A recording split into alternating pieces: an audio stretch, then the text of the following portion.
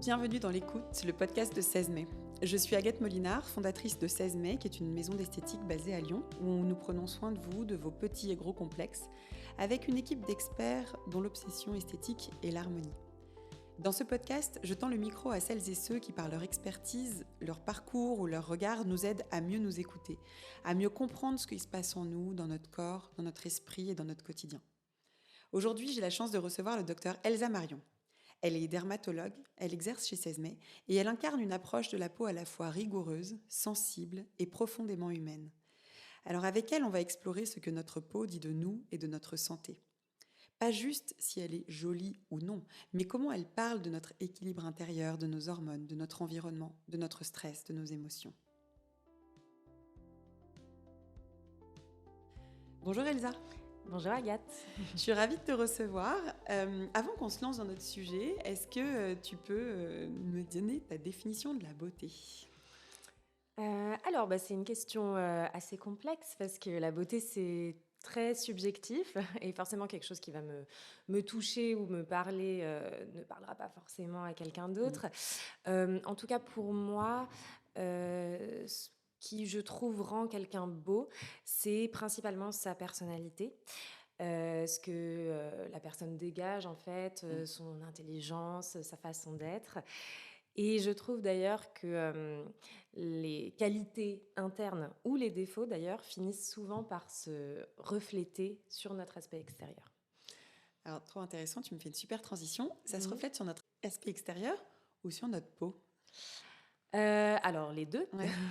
les deux parce que c'est vrai que par la peau on peut avoir pas mal d'indices sur justement notre état intérieur, notre état global, même notre état psychique. En fait, la peau, c'est un organe qui est lié à la fois à notre système nerveux, mais également à la circulation sanguine générale et à nos organes internes. Donc oui, tu peux avoir pas mal de choses internes ou psychologiques qui se manifestent par la peau. Ouais, je pensais à ça parce que je me dis que finalement, quelqu'un de souriant va avoir des traits qui vont évoluer de manière différente d'une personne qui va plutôt froncer les sourcils. Totalement, Je ouais. pensais évidemment à cette partie-là. Oui, c'est sûr. Dans la médecine anti-âge, justement, on sait que, alors ça se voit pas forcément chez les enfants ou chez les personnes très jeunes, mais on sait que avec le temps, si on a tendance à beaucoup froncer les sourcils ou au contraire à être très rieur, on a des rides qui vont plus ou moins se marquer en fonction de nos expressions. Et forcément, tu vois, la ride du lion, elle va être très marquée chez les personnes qui seront peut-être un petit peu plus colériques, alors que les petites pas de doigts autour des yeux, ça, ce sera un peu plus chez les personnes joyeuses. Enfin, voilà. Toi, tu es dermatologue, donc spécialiste de la peau. J'imagine que tu dois avoir une petite déformation professionnelle et analyser un peu, peut-être malgré toi, ou pas, peut-être que je m'avance trop, la peau des gens. Mais qu'est-ce que toi, tu regardes en premier quand tu vois... Est-ce que d'ailleurs c'est le cas ? Est-ce que tu peux pas t'empêcher d'avoir un regard comme ça ? Et qu'est-ce que tu analyses en premier quand tu vois la peau de quelqu'un ? Alors non, je ne vais pas analyser au quotidien les peaux des personnes que je croise ou que je connais. Non, je pensais que tu remarquais potentiellement, tu vois des choses un peu facilement. Oui, tu peux remarquer des petites choses, mais honnêtement, je vais pas analyser. Que tout le monde se rassure. Voilà, franchement non. Après, si, quand il y a des choses qui sautent aux yeux, effectivement, on les remarque peut-être plus facilement que quelqu'un qui n'est pas dermatologue. Typiquement, voilà, les personnes qui sont très bronzées ou très tannées, tu te dis, tiens, il y a eu une exposition solaire récente ou chronique. Les personnes qui ont une peau particulièrement pâle, tu peux te dire, tiens, il y a peut-être une anémie, une carence en fer. Pareil, en fait, pour la coloration de la peau, les personnes qui ont la peau un peu jaunâtre, ça peut être dans les cadres de maladies du foie, les ictères. Et puis après, bien sûr, il y a tout ce qui est petites lésions cutanées qu'on remarque et qu'on observe. Et ça, on en a plein, qu'elles soient bénignes, heureusement, dans la majorité des cas, ou plus malignes, que ce soit les grains de beauté, les petites taches, les vaisseaux qu'on peut avoir, etc. quoi. Bon, là, donc, du coup, là, tu viens de nous donner un programme. C'est-à-dire qu'en fait, tu es quand même en train vraiment de nous expliquer que la peau révèle beaucoup, beaucoup, beaucoup de choses de nous. Ah oui. Mais toi, voilà, il y a par exemple, quand tu reçois un patient, là, pour le coup, c'est pas, tu croises pas un ami dans la rue, c'est vraiment quelqu'un qui vient te voir pour sa peau. Ton premier réflexe, ton œil, il se place sur quoi? C'est quelque chose de général ou tu es à la recherche de ce qui va être un peu, justement, preuve d'un dysfonctionnement ou pas? Enfin, je sais pas, il y Bah, en a... fait, ça dépend de chaque patient et ça dépend surtout du motif de consultation. Mmh. Voilà, si la personne, elle vient parce que telle ou telle lésion l'inquiète, je vais plus Mmh. me concentrer là-dessus, même si on fait en général quand même des contrôles complets de la peau. Si c'est plus sur l'aspect global de la peau, ben voilà, on va reprendre tout de A à Z Mmh. et je vais observer la peau dans sa globalité, que ce soit, bah, comme je te disais, la couleur, mais également bah, la texture. Tu Mmh. vois, si tu as la peau sèche, tu peux dire, bah, tiens, il y a une déshydratation cutanée. Si tu as, on peut avoir en fait chez les personnes qui s'exposent beaucoup au soleil, au bout d'un moment, des rides qui sont très creusées, une Mmh. peau qui est très épaissie. Enfin voilà, c'est Mmh. toutes des petites choses qu'on regarde, des indices. Et après, ben, tu as la peau qui peut s'intégrer en fait dans des syndromes ou dans des problématiques médicales beaucoup Mmh. plus vastes et dans des pathologies en fait internes qui s'expriment par la peau. Et Mmh. ça, c'est pareil. Quand le patient il te parle de symptômes, on va dire plus généraux, par exemple de fatigue, de douleurs articulaires, etc. Bah, là, on va essayer de chercher des indices sur la peau qui vont être un petit peu plus spécifiques en fonction des maladies qu'on suspecte. Donc en fait, c'est une vraie boussole interne, la peau. Mm. Toi, elle te permet quand même de décrypter beaucoup de choses d'une Ouais. certaine manière. Et ce que je comprends, c'est que pour toi, elle révèle un peu la personnalité et quand même beaucoup la santé de la personne. Mm. Ouais. Ouais, complètement. C'est quoi? La peau, c'est un organe? Oui. C'est quoi? Est-ce que tu peux nous dire ce que c'est vraiment que la peau? Alors, bah, la peau, c'est vraiment un organe à part entière et Mm. c'est le plus grand organe Mm. du corps humain. La peau va mesurer entre 1,5 et 2 mètres carrés de surface pour un adulte Ok. et elle pèse entre 3 et 5 kilos. Donc voilà, Ah oui. c'est quand même un gros organe. Et après, bah, c'est surtout un organe qui est essentiel à la vie. En fait, quand on n'a pas de peau, on meurt. Mm. Enfin, c'est pour ça que les maladies, tu vois, comme par exemple chez les grands brûlés, où Oui. on perd notre peau, Oui. ou dans certaines allergies médicamenteuses très graves, comme ce qu'on appelle le syndrome de l'aïeul, qui entraîne des gros décollements cutanés. Oui. Heureusement, c'est très rare, Mm. mais c'est super grave. Ben, c'est des pathologies qui sont mortelles. Parce que tu n'as plus de protection? Voilà, Oui. exactement. En fait, la peau, elle a plein de fonctions. Tu as Mm. la fonction, du coup, bah, exactement, protectrice, Mm. bouclier, qui va te protéger bah, des agressions extérieures, comme par exemple les UV, qui sont cancérigènes. En fait, si on n'avait pas la peau, si les UV n'étaient pas stoppés et absorbés par la peau, ils iraient brûler directement nos organes internes. Après, bah oui, ça peut protéger également de la pollution, des virus, des bactéries. Et elle a aussi surtout une fonction barrière, c'est-à-dire qu'elle retient l'eau à l'intérieur de notre organisme. Donc hyper importante bien sûr pour l'hydratation corporelle. Elle permet aussi de réguler la température corporelle. Enfin, voilà, c'est vraiment essentiel. Et est-ce que, parce que quand tu donnes l'exemple des UV, en disant que la peau, elle nous protège et que sinon ça brûlerait nos organes, est-ce qu'elle est, entre guillemets, plus résistante que nos organes intérieurs ou c'est juste une image là qui me vient parce que je me dis qu'elle protège, elle est capable de protéger alors qu'elle ne pourrait pas se protéger de ça? Bah, en fait, elle n'est pas composée de la même Ouais, manière ouais. que nos organes Ouais. intérieurs, donc c'est difficile de comparer là-dessus. Mm. En tout cas, du fait qu'elle ait cette fonction justement barrière, bah, elle va bien absorber Ouais. les UV qui vont être arrêtés en fait dans les couches superficielles Mm. de la peau. En fait, la peau, elle a 3 couches. Parce Elle que ce que a... j'allais dire, c'est Oui, 3 à 5 kilos. Nous, on imagine, en fait, on oui, voit que c'est notre tout peau. fin. Voilà, on se dit, oh Oui. là là, c'est vraiment très très fin, mais en fait, non, du coup. Non, en fait, c'est quand même assez épais. Mm. La peau, elle a 3 couches. Donc, il y a ce qu'on voit justement en surface qui est l'épiderme, qui en fait, là, est la couche la plus superficielle, mais qui est très fine. Elle est composée des cellules cutanées, qui s'appellent les kératinocytes. En dessous, tu as le derme, qui est une couche un petit peu plus épaisse, où on a bah, les petits vaisseaux et aussi les protéines, les fibres de collagène, l'élastine. Ok. Et après, en fait, en profondeur, tu as ce qu'on appelle l'hypoderme, qui est en fait une couche de graisse, qui fait partie aussi de la peau. D'accord. Donc en fait, c'est quand même assez épais, quoi, la peau.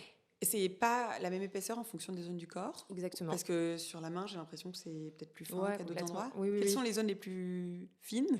Alors, la peau, effectivement, du dos des mains, du visage aussi, du cou, du Ok. décolleté, est plus fine que le reste de la peau. Après, tu as la peau en général des paumes et des plantes qui est quand même plus épaisse parce Ouais. qu'on a une couche cornée. Donc, c'est en fait une couche de peau morte, si tu veux, enfin Ouais. de cellules mortes, sur le dessus de la peau qui fait cette épaisseur en Ouais. plus. Donc, oui, ça Donc, un dépend. bébé a la peau plus, enfin, de manière plus équilibrée sur tout le corps. Enfin, tu dis qu'en fait, la paume des mains et les pieds, en fait, on a une couche qui se crée un peu avec le temps. Ouais. Ça veut dire que quand on est petit, on a plus de finesse dans cette paume de main Oui, alors elle est ou quand c'est même déjà... naturellement plus C'est épaisse, ça, hein, ok. même chez les On est quand enfants. même bien faite de base. Ouais, voilà, Ouais, c'est ça, ok. exactement. Elle est quand même, voilà, naturellement plus Mm, épaisse sur certaines zones et plus fine sur d'autres. mm, Mais après, effectivement, avec le temps, elle va se moduler. mm, Et puis avec, oui, le temps, le vieillissement, mais aussi nos activités. Tu vois, quelqu'un qui a une activité manuelle, il aura une peau beaucoup plus épaisse qui se sera adaptée au niveau des paumes mm. de Demain. main, pardon. Mm. Et quelqu'un qui va beaucoup marcher pieds nus ou beaucoup faire de course à pied ou d'escalade va avoir sur la plante des pieds, tu vois, une couche de corne un peu plus épaisse. Enfin, voilà, ça Ok. s'adapte. Ok. On a commencé à en parler, mais quel type de déséquilibre corporel s'exprime sur la peau? Dans les Alors, grandes lignes, parce que j'imagine qu'il y en a ouais, plein, c'est donc ça. sans tous les lister, mais tu vois, les grandes lignes, parce qu'après on va un peu les explorer. Oui, et ben donc effectivement, il y en a plein. En Mm, fait, la peau, c'est vraiment un organe qui est lié à nos organes internes, de par le système vasculaire. Comme je te disais, il y a plein de petits vaisseaux mm, dans le derme. Et donc, par ce biais également, le système digestif, le système hormonal, etc. Également le système nerveux, parce qu'on a plein de petites terminaisons nerveuses dans mm. la peau. Qui font la sensibilité et le Qui toucher, font, en fait, ouais, c'est ça? tout Mm, à fait. mm, Et la sensation de toucher, de douleur, mm, de démangeaison aussi. mm, Donc, en fait, quasiment toutes les maladies internes peuvent avoir à un moment ou à un autre des mm. répercussions sur la peau, dans des degrés différents, mais presque toutes les maladies internes, que ce soit les maladies auto-immunes, auto-inflammatoires, comme par exemple les maladies inflammatoires chroniques de l'intestin, tu sais, la rectocolite hémorragique ou la maladie de Crohn, Ok. qui peuvent donner des éruptions sur la peau. Alors, après, je ne vais pas rentrer dans les détails, mais par Mm. exemple, des éruptions granulomateuses, c'est des plaques de peau rouges et épaissies, ou des ulcérations aussi cutanées. Tu peux avoir dans les maladies auto-immunes, par exemple, le lupus, les vascularites, qui sont des maladies des vaisseaux. Et après aussi, les maladies cancéreuses peuvent avoir des répercussions sur Ça la se peau, reflète, en fait. voilà, sans parler des cancers cutanés, bien Mm, sûr, mm. mais dans les cancers, par exemple, du sang, comme la leucémie ou le lymphome, tu peux des fois avoir des signes sur la peau avant même d'avoir des signes généraux ou des signes vraiment évocateurs de leucémie. Tu peux avoir des démangeaisons. Il y en a qui, voilà, c'est le premier symptôme parfois dans ce type de cancer. Tu peux avoir des plaques aussi sur la peau, ce qu'on appelle l'hématodermie. Enfin, Alors, il faut qu'on voilà. se dise quand même que c'est pas parce qu'on a des plaques qu'on a un cancer, Non, bien que sûr. tout le monde se Bien rassure sûr. là Oui, aussi. oui, oui, Mais oui. effectivement, ça veut quand même dire qu'il faut vraiment être à l'écoute de sa peau. Mm. Parce que finalement, et d'ailleurs, c'est ce que ressentent certaines personnes, se dire en fait là, j'ai un peu d'acné, mais j'ai mal mangé ces derniers temps. Ouais, Enfin, des choses, tout à fait, c'est ouais. plus léger là, Ouais, ouais, ouais. mais il y a vraiment...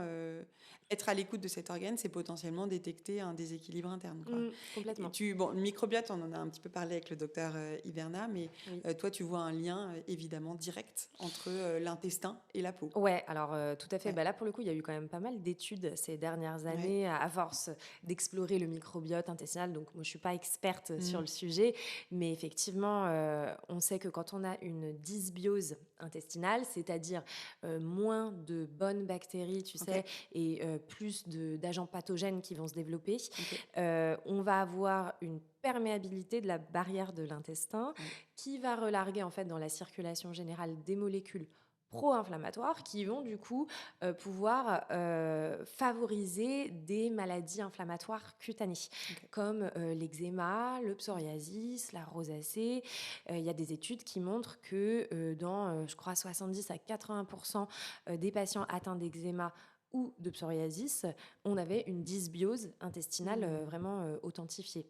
Et ça, c'est nouveau. On a compris ça C'est ces dernières années, quoi. récemment, quoi. Ouais, Mm. ouais, depuis moins de 10 ans.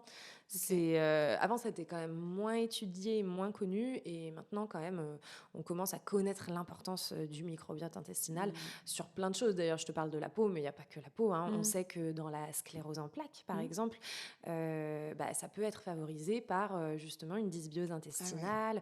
Pareil dans les maladies inflammatoires de l'intestin. Donc c'est vraiment très, très important. On prend soin de ce microbiote, quoi. Ouais. Et donc ça veut quand même dire qu'en fait, toi, typiquement, aujourd'hui, tu vois un patient avec ce type de pathologie, eczéma ou rosacée, tu vas quand même creuser un peu de ce côté-là, ou suggérer, ou enquêter en fait avec le patient. Comment tu gères ça? Alors on peut poser des questions effectivement pour connaître un peu les habitudes alimentaires. Forcément, si on a une alimentation avec beaucoup de graisses saturées, de sucre rapide, par beaucoup de fibres, de légumes, on va conseiller de modifier un petit peu son régime alimentaire. Après, c'est vrai que moi, je suis pas du tout experte là-dedans, donc souvent j'oriente plutôt vers un confrère nutritionniste qui pourra du sujet, c'est ça, expert, exactement, quoi. qui pourra plus aider là-dessus. Après, on peut aussi proposer la prise de probiotiques. On sait que ça peut un peu aider. Il y a des études aussi qui montrent que la prise de probiotiques chez les patients souffrant d'eczéma, de dermatite atopique sévère, va diminuer la sévérité de l'eczéma de 50%. Donc ça peut aider. Bien sûr, c'est pas... c'est la prise en charge dans la globalité. Ça ne va pas être le traitement premier de l'eczéma. Mais oui, on peut enquêter là-dessus. Hyper intéressant. Et sur les hormones, on en a un peu parlé quand on a échangé avant l'épisode. Est-ce que toi, tu peux nous expliquer ce que la peau dit de nos hormones? Alors, le système hormonal et la peau, c'est vraiment hyper lié. Et on sait, notamment les hormones sexuelles, féminines et masculines, elles vont vraiment avoir un impact sur la peau. C'est ce qu'on voit, par exemple, dans l'acné hormonale de la femme adulte, qui est une problématique malheureusement super fréquente. C'est quoi la stat? Parce que tu m'avais donné une stat dingue. C'est quasiment 50% des femmes adultes qui souffrent d'acné hormonale, alors à des degrés de sévérité divers, mais et l'acné hormonale, c'est... Donc l'acné hormonal, c'est surtout des boutons déjà très inflammatoires, des papules en général, qui vont se situer alors plutôt sur la partie basse du visage, c'est-à-dire la partie basse des joues, la zone du menton, la zone sous-mandibulaire aussi, et qui vont récidiver à des périodes du cycle menstruel. Généralement, c'est la semaine avant les règles. Donc 50% des femmes. Ouais, c'est ça, presque une femme sur deux. Donc ça.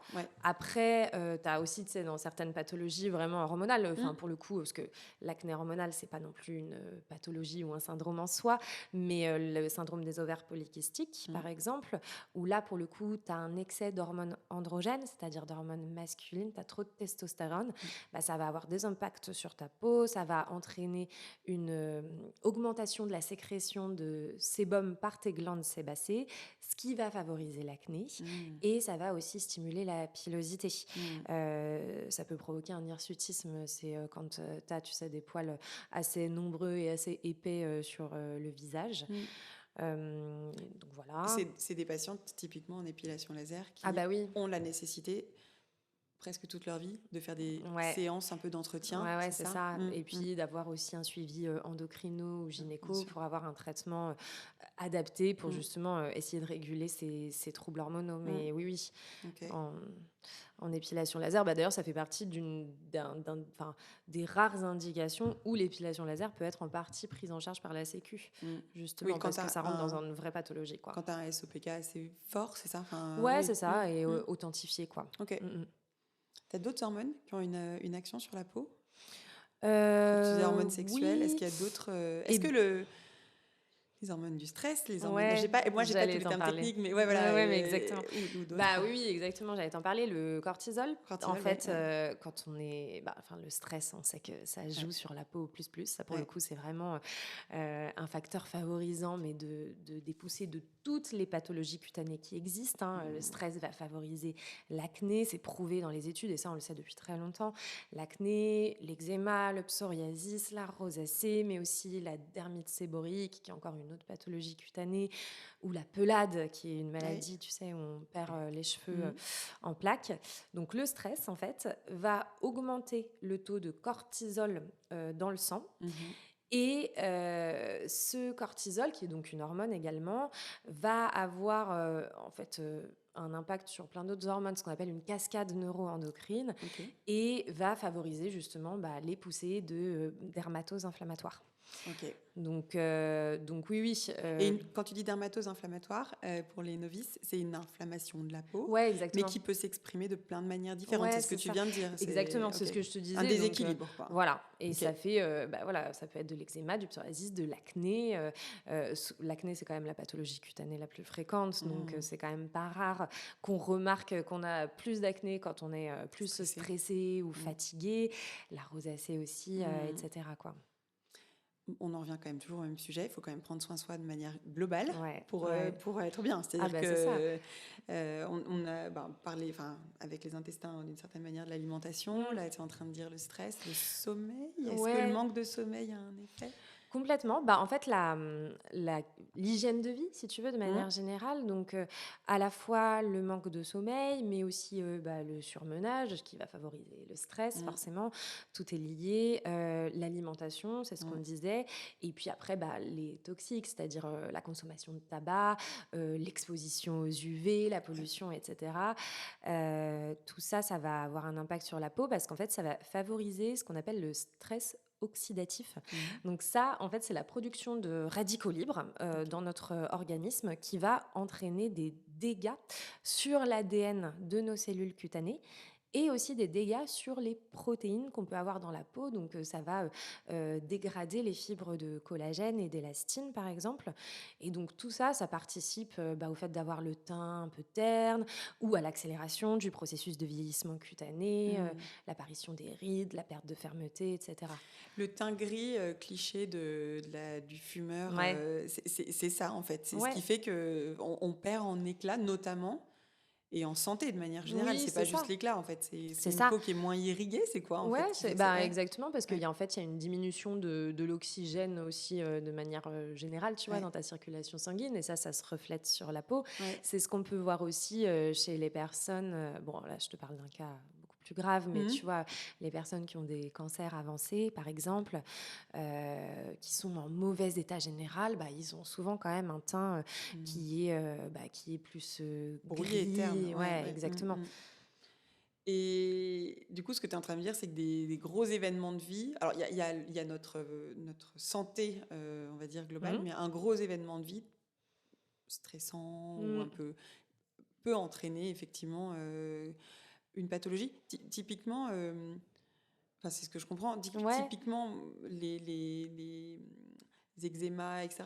L'eczéma, est-ce que ça va être lié à... Est-ce qu'on a en fait cette sensibilité, on va dire, le fait d'être Oui. plus apte à avoir de l'eczéma, ou est-ce que c'est déclenché par des périodes de Alors, stress? Est-ce que ça peut être les deux? les 2. Ouais, Pour ok. le coup, que ce soit l'eczéma ou le psoriasis, par Ouais. exemple. C'est quoi Heu, le psoriasis? alors le psoriasis, c'est une pathologie de peau qui est fréquente aussi, mais moins fréquente effectivement que l'eczéma, qui entraîne des plaques, alors érythématosquameuses, c'est-à-dire des plaques rouges avec de la peau morte dessus, qui est plus ou Ok. moins épaisse et qui est en général plus localisée sur certaines zones de frottement du corps. Ça peut aussi toucher le cuir chevelu, Ok. faire tu vois, des grosses pellicules dans les cheveux. Et on peut aussi parfois, c'est pas une pathologie purement dermatologique, pour le coup, on peut aussi avoir un psoriasis articulaire avec des douleurs articulaires inflammatoires. Ok. T'as pas forcément les deux, mais ça peut. Et du coup, ces deux pathologies, que ce soit l'eczéma, donc la dermatite atopique, ça c'est Ouais. le nom, ou le psoriasis, euh, ont des prédispositions génétiques, on le sait, mais peuvent aussi être favorisées ou être déclenchées dans des contextes effectivement stressants ou émotionnels particuliers, ou justement des événements de vie, comme tu disais, Mm. importants, quoi. Et toi, est-ce que tu remarques des peaux où, en apparence, tu n'as pas l'impression qu'il y ait de choses spécifiques, c'est-à-dire pas de maladie, Mhm. où tu as l'impression qu'il y a des peaux un peu fatiguées, alors, peut-être parce que le soleil, ou parce que, je sais pas, est-ce que toi, tu vois des personnes, tu dis, bon, on a l'impression qu'il y a un bon équilibre de vie, mais il y a une peau qui a plus de mal à être en bonne santé, on va dire, ou tu te dis que de toute façon, il y a toujours un lien et c'est juste qu'il faut creuser? Bah, il y a quand même souvent un lien. Mmh. Après, effectivement, génétiquement parlant, on Mmh. est tous différents et Mmh. on peut avoir, ben, aussi, des enfin, Une peau plus ou moins sensible, une peau plus ou oui, moins ouais, ouais, c'est complètement. ça? Une peau plus ou moins sensible ou plus ou moins belle, en fonction Mmh. de nos «avantages» entre guillemets génétiques, Mmh. ou pas.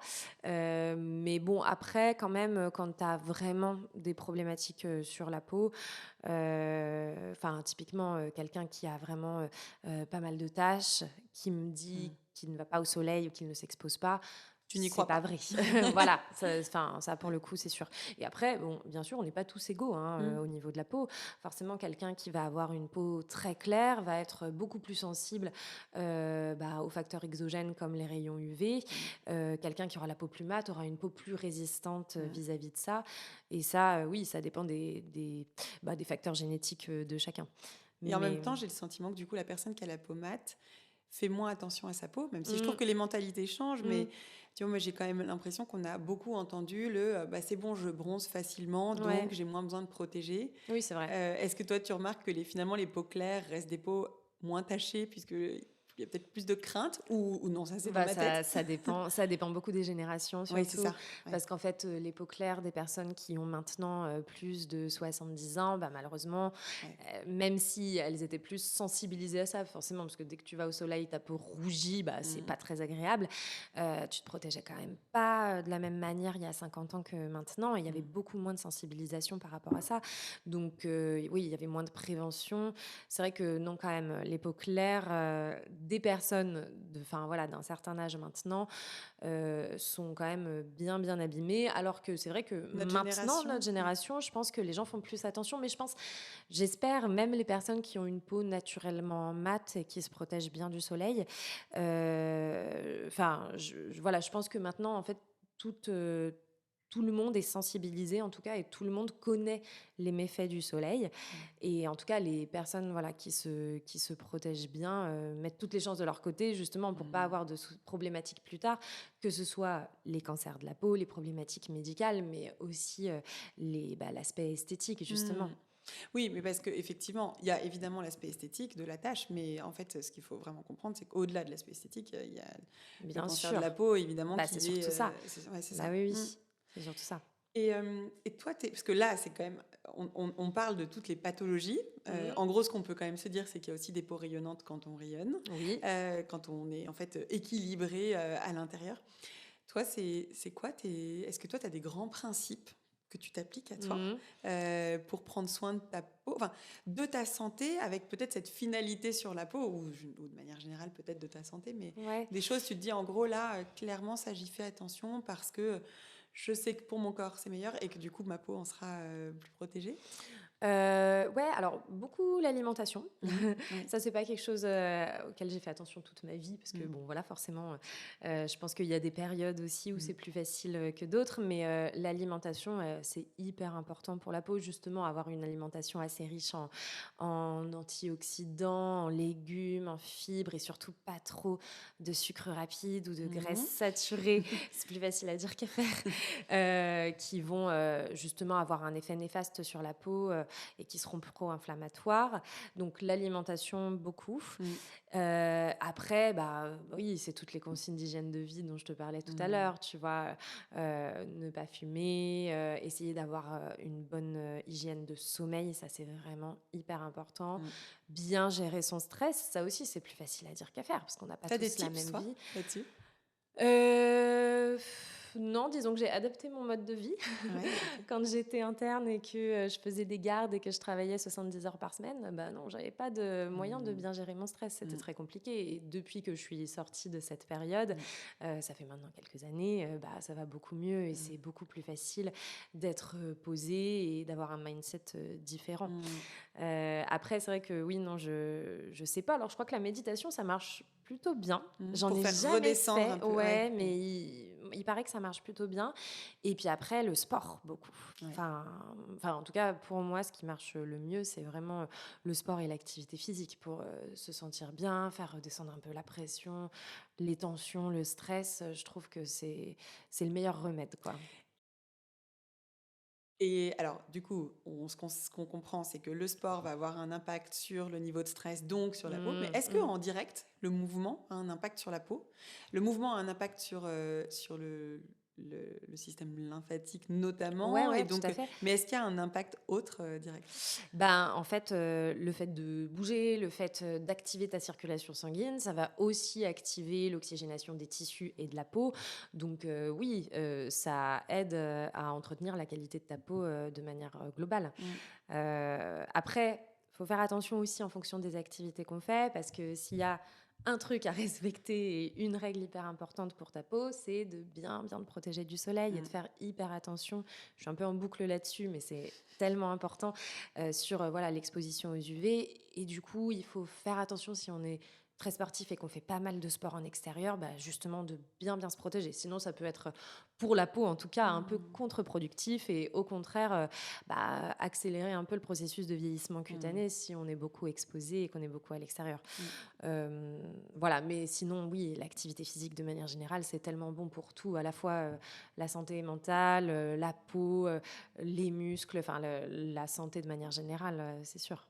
Le truc auquel toi, tu déroges jamais, c'est ta protection solaire. Oui. Et il y a un autre truc dans ton vie? Alors, que j'essaye de faire en tout cas Mm. au maximum et j'essaye de m'y tenir parce que je le dis toujours à mes patients, mais tu sais, des fois, tu respectes pas forcément ce que tu dis, c'est de pas trop toucher, tripoter, gratter sa peau. Ça, c'est hyper important, notamment quand on a de l'acné ou n'importe quelle Mm. autre pathologie cutanée. Heu, il faut pas, gratter, il faut pas percer un bouton. En fait, en faisant ça, on va juste favoriser l'inflammation, on va juste retarder la cicatrisation et favoriser l'apparition par la suite, des taches, qu'elles soient, pigmentées ou Mm. rouges. La peau, c'est un organe intelligent qui sait faire son travail tout seul, qui va cicatriser, qui va éliminer le bouton toute seule et qui n'a pas, besoin qu'on la tripote, au contraire. Ok. D'ailleurs ça, le fait enfin, petit aparté, mais ça rejoint ce qu'on disait un peu sur le stress et le psychique. Ça peut être le reflet aussi d'une pathologie, anxieuse, le fait de beaucoup traumatiser et triturer sa peau. Mm. C'est ce qu'on appelle la dermatillomanie et en fait, c'est des personnes qui ont vraiment un trouble anxieux, hein, c'est psychologique, qui vont, dès qu'ils sentent une aspérité, par exemple, gratter leur peau et s'auto-infliger, en fait, des lésions cutanées, des croûtes ou dès qu'il y a un truc qui dépasse, par exemple, tu sais, les petites peaux autour des ongles, Mhm. bah voilà, dans les contextes de stress, on peut avoir tendance à plus les toucher, à les arracher.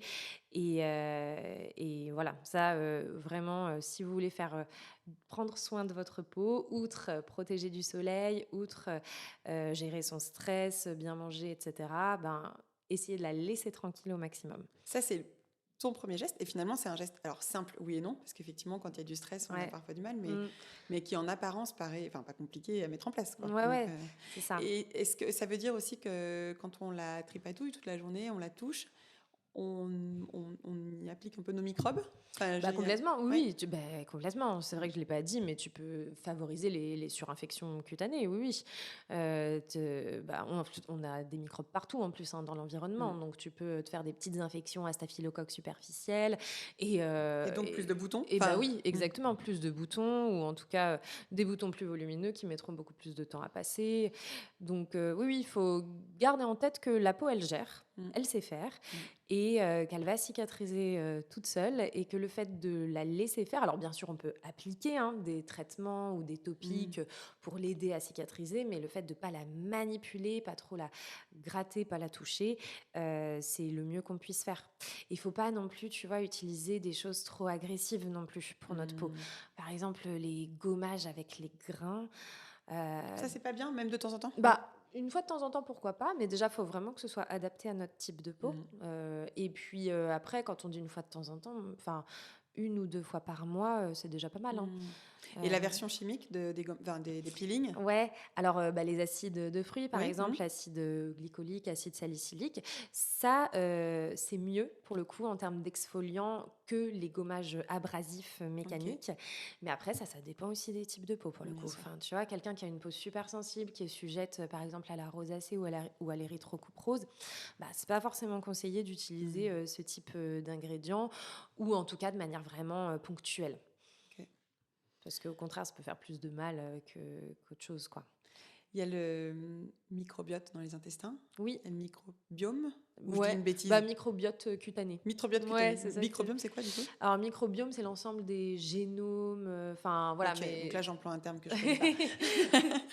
Très bien. Mais c'est ça. Microbiote cutané, Ouais. donc un ensemble de Ouais, bactéries c'est ça. sur notre peau. Un ensemble de microbes, ouais. Qui est, oui, de microbes, pardon, Ouais. et qui du coup est nécessaire aussi à l'équilibre de cette peau. Ouais, complètement. Ça, est-ce qu'on le fait évoluer justement juste par des choses extérieures, ou est-ce que notre santé intérieure a un impact sur ce microbiote cutané? Alors, la santé intérieure a un impact sur le microbiote cutané. Ok. On le sait, alors c'est quand même pas très bien élucidé Ok. de nos jours. Mais en fait, je pense que tout est lié, tu vois. On sait que, par exemple, la rosacée, c'est lié, ou d'autres pathologies, hein, comme la dermite séborique, par exemple, apparaissent quand on a un déséquilibre du microbiote cutané, avec certains pathogènes qui vont plus se multiplier. Ok. C'est comme le démodex, c'est ça le pathogène qui se multiplie dans Ok. la rosacée, ou le Malassezia furfur dans la dermite séborique, Ok. bref. Et on sait que c'est aussi des pathologies qui vont être favorisées par les épisodes de stress ou par une dysbiose intestinale pour la rosacée. Ça veut dire que ces petites bactéries vont mieux se développer en période de stress. Ouais. Ok. Vont avoir tendance à être plus actives, en tout cas Ok. pendant ces périodes-là. Ok. C'est pas très bien élucidé encore, le microbiote cutané, Ok. mais c'est vrai que c'est très très important aussi. Enfin, en fait, on commence à s'y intéresser depuis qu'on connaît l'importance du microbiote intestinal. Ouais. Et maintenant, il y a quand même beaucoup plus de produits, tu vois, qui respectent, enfin, notamment les crèmes qu'on peut trouver, par exemple, en parapharmacie, tout ça, qui justement respectent le microbiote cutané. Et c'est pour ça que c'est très important aussi de ne pas utiliser des produits trop agressifs qui risqueraient de décaper, de trop agresser, et au contraire, bah, du coup, de faire plus de mal à sa peau qu'autre chose, quoi. Bon, c'est trop intéressant. Du coup, on attend que la recherche avance là-dessus, puis on se refera un petit épisode pour que tu Avec nous fasses plaisir. un topo dans quelques temps. Quand est-ce que, selon toi, on devrait consulter un ou une dermato? Qu'est-ce qui doit alerter, tu vois, quand on se dit que la peau est un vrai reflet de notre équilibre intérieur? À quel moment ça vaut le coup de se dire, ok, là, je dois consulter parce qu'il faut peut-être que je fasse quelque chose? Et ben, si on a par exemple une éruption cutanée d'étiologie indéterminée qui persiste, qui ne Ouais. disparaît pas, on peut consulter son médecin généraliste qui nous réorientera éventuellement vers un dermatologue si besoin. Après, ben, quand on a aussi... Alors ça, c'est pas trop lié, pas forcément lié à l'aspect... Enfin, à l'état général ou à l'état interne, mais si on a une lésion cutanée qui apparaît ou qui se modifie, qui évolue, ça, faut pas hésiter à consulter pour être sûr de ne pas passer à côté de quelque chose de potentiellement grave. Alors, sachant que la peau, elle va changer avec le temps, et ça, c'est normal. On a tous notre peau qui change au cours de la vie, et on a plein de lésions cutanées qui apparaissent avec le temps sur la peau, qui sont dans la très, très grande majorité des cas des lésions bénignes, heureusement, ce qu'on appelle les kératoses séboriques, même les petits angiomes, c'est-à-dire les petites lésions vasculaires, etc. Mais voilà, si on a un doute, pas hésiter à consulter son médecin traitant qui pourra faire la part des choses entre lésions bénignes ou lésions suspectes nécessitant une consultation spécialisée, quoi. Ok. Le médecin traitant est vraiment capable Bah oui. d'un vrai premier conseil sur la peau. Enfin, Ouais, tout à fait, ouais. Parce que je pense que c'est pas. Je pense qu'il y a ce réflexe d'appeler le dermato. Tout le monde, on va peut-être y venir, mais galère pour trouver un rendez-vous dermato. Ouais. Parce qu'il y a quand même un vraiment que. Il y a un volume de dermato en France qui est quand même assez Oui. limité. Du coup, savoir qu'on peut aller voir le médecin traitant, c'est quand même important, quoi. Et justement, il y a un peu ce débat, alors sans rentrer dans ce débat, mais ce débat de... parce qu'il y a quand même chez 16 mai parfois des gens qui me disent « Oh là là, mais c'est galère, je voudrais un rendez-vous dermato, j'arrive pas à en avoir un. » Ils font tous de l'esthétique. Bon, j'ai plus la stat, mais en fait, elle n'est pas si énorme, cette stat-là. Et surtout, en fait... le lien est quand même très étroit entre la dermatologie et la dermatologie esthétique. Comment toi tu vois la place de la dermatologie esthétique? Alors, bah, en fait, quand on est dermatologue, si tu veux, la frontière entre médical et esthétique, elle est très floue. On a une spécialité qui recoupe en fait ces dimensions-là. Par exemple, justement, on en parlait, l'acné, qui est une des Oui, pathologies dermatologiques les plus fréquentes et qu'on voit quand même pas mal en cabinet de dermato. On pourrait se dire, ben, en fait, ça c'est- relève de l'esthétique parce oui, que c'est pas faux. c'est pas une pathologie qui a un impact sur notre Vital. santé globale. Mm, Exactement, c'est pas vital, on va pas mourir d'une acné. mm, Mais pourtant, ça reste du médical mm, et ça peut entraîner une souffrance psychologique, en mm, fait. mm, Et après, bah, tout ce qui est santé mentale, ça relève du médical. mm. Donc ça peut être le cas en fait pour plein de pathologies dermatologiques et puis même pour tout ce qui est cicatrices, traitement des cicatrices, traitement des taches, traitement des vaisseaux et même traitement des rides en fait. Mm. Même la médecine anti-âge, pour moi, c'est vraiment une partie du médical, enfin un pan du médical. Mm. Parce que quand on vieillit, que on se regarde dans le miroir, qu'on a l'impression de pas trop se reconnaître ou d'avoir l'air toujours fatigué ou toujours triste, bah, ça a un vrai impact psychologique. Mm. Et quand on traite ça, que ce soit d'ailleurs en médecine esthétique ou en chirurgie esthétique, qu'on essaye d'améliorer ça, ça peut vraiment avoir des répercussions sur le bien-être Bien sûr. général de la personne. Mm.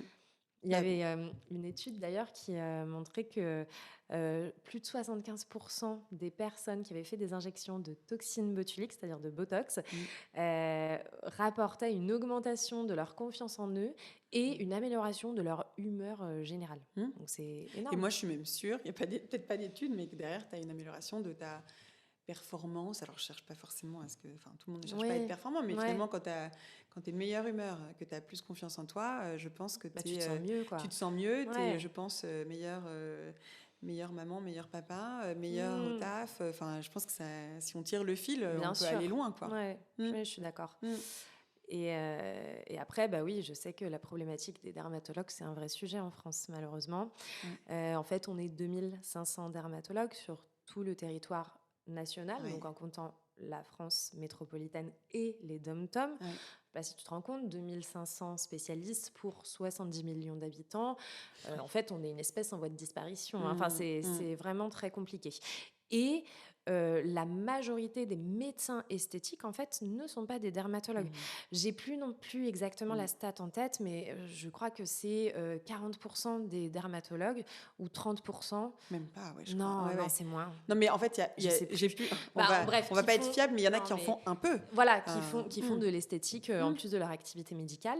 mm. Donc, En outre le plus de fait, l'activité c'est médicale. ça, Ouais. outre le fait que ce soit une spécialité qui est frontière entre Mm, médical et mm. esthétique de base, en fait, c'est juste qu'on n'est pas assez nombreux, Ouais, quoi. c'est clair. C'est juste qu'on n'est pas assez nombreux. Il n'y a pas tant de dermatologues que ça qui font de l'esthétique, en fait. Mm, Et en fait, quand tu es sur Doctolib, enfin, moi, on le voit bien avec mes plannings, hein, mm, quand j'ouvre, je sais pas moi, 10 créneaux esthétiques et 10 créneaux médicaux, bah, les créneaux médicaux, ils vont être pleins des mois à l'avance. mm, Et les créneaux esthétiques, bah, vu qu'il y a moins de demandes et surtout plus de praticiens, parce mm, qu'il y a beaucoup de médecins esthétiques qui ne mm, sont pas des dermatologues, qui mm, sont souvent des médecins généralistes ou des chirurgiens, mm, etc. Vu qu'il y a plus d'offres, c'est des créneaux qui seront moins remplis mm. ou en tout cas moins Mais vite. les autres se remplissent vite parce qu'il y a un vrai manque, quoi, en Voilà. réalité. Ouais. Même si tu fais 50% de médical, 50% Ouais. d'esthétique, quoi. Et comment tu fais, toi, la part des choses entre un désir esthétique légitime et un mal-être plus profond qu'il faut peut-être écouter différemment? Il y a toujours un peu cette question sur l'esthétique, de se dire, voilà, il y a une demande, mais enfin, je pense que c'est surtout les gens qui ont peur et qui ne savent pas qu'on peut avoir un accompagnement Mhm. très, très sain, en fait, qui ont cette crainte de dire, oui, mais attends, on est en train de finalement de gommer le truc esthétique, et en fait, il y a quelque chose de beaucoup plus profond qui se joue. Toi, tu arrives à ressentir ça? Parce que là, on vient de parler de ce lien entre l'esthétique et la santé, ce qui est évidemment essentiel, mais il y a aussi ce lien entre finalement, la santé psychologique, Ouais. quoi.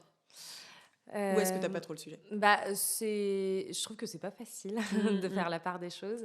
Euh, Après, les gens vont pas forcément l'exprimer en fait. Euh, c'est vrai que bon, j'essaye quand même. forcément, quand j'ai la personne en face de moi, de creuser un petit peu ou de voir. C'est vrai que si c'est quelqu'un qui a un vrai mal-être qui est, tu vois, démesuré, mais j'en ai pas beaucoup des patients comme ça, honnêtement, mais comme par exemple, tu sais, la dysmorphophobie, voilà, des personnes qui vont vraiment avoir des complexes. On a tous des complexes, hein, c'est normal, mais vraiment très, très marqués, et qui, tu sais, vont pas forcément, en fait, réussir à être satisfaits avec ce que tu leur proposeras parce qu'il y a quelque chose de plus profond qui se joue. J'essaye d'orienter, on va dire, un peu plus vers un confrère qui pourra plus les aider sur ce plan-là, mais c'est très délicat. La dysmorphophobie, c'est vraiment ne pas du tout voir son image telle qu'elle est. Ouais, exactement, exactement. Gros décalage entre ce qu'il y a dans le miroir et ce qu'on perçoit, quoi. Et ce qu'on perçoit, Et du coup, moi, je trouve que dans ton métier, on vient te voir pour la peau. On se rend compte que du coup, il y a une analyse beaucoup plus profonde, puisque cette peau peut être le reflet de notre santé plus globale, de notre santé du coup corporelle, psychologique. Est-ce que toi, tu as justement des exemples d'accompagnement esthétique qui ont permis à quelqu'un de retrouver un vrai équilibre ou une vraie confiance? Moi, j'ai quelqu'un en tête que je connais et que tu as accompagné, mais est-ce que toi, c'est quoi Est-ce que tu as déjà finalement perçu un changement, un exemple à nous donner d'un changement, rééquilibrage un peu global où tu te dis chouette, quoi, en fait, on n'a pas juste traité de l'acné ou de la rosacée, en fait, on est allé beaucoup plus loin sur le psychologique et puis aussi la santé, quoi. Oui, alors après, c'est des exemples, enfin voilà, des petits exemples, mais c'est vrai que par exemple, quand tu as justement quelqu'un qui souffre d'acné hormonal, une femme adulte qui souffre d'acné hormonal depuis des années, qui n'a pas trouvé de traitement qui fonctionnait, que ça commence vraiment à illuminer le moral, enfin voilà, quand on a 40 ans, qu'on souhaite commencer à traiter les rides et qu'on voit qu'en fait on a encore des boutons, enfin voilà, c'est compliqué. Et c'est vrai que j'ai l'exemple en tête de 2 ou 3 patientes où on a réussi à trouver le bon traitement. La source, en fait. La source, et puis le traitement adapté, qui soit médical et esthétique, et que je revois maintenant 1 fois par an, par exemple, et qui sont super contentes. Ça fait trop plaisir. Ces fameuses patientes qui disent qu'elles sortent désormais sans maquillage, alors qu'au départ, c'était inenvisageable. Ouais, c'est ça. Ou qu'elles ont retrouvé leur peau et qu'elles sont plus complexées par ça, alors que c'était un vrai sujet et que ça commençait vraiment à leur plomber le moral, quoi.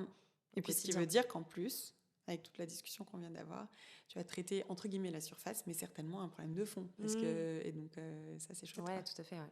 Alors, j'ai une dernière question pour toi, du coup. C'est quelle est la dernière plus belle chose que tu aies vue? La dernière plus belle chose que j'ai vue.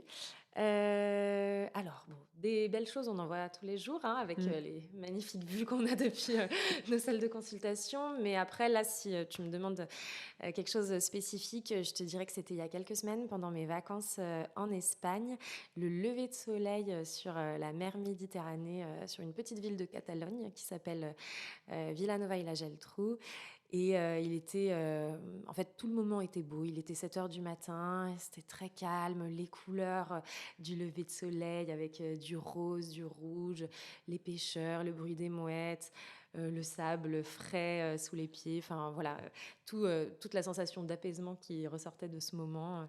Je pense que c'est ça qui me vient en tête en priorité, ouais.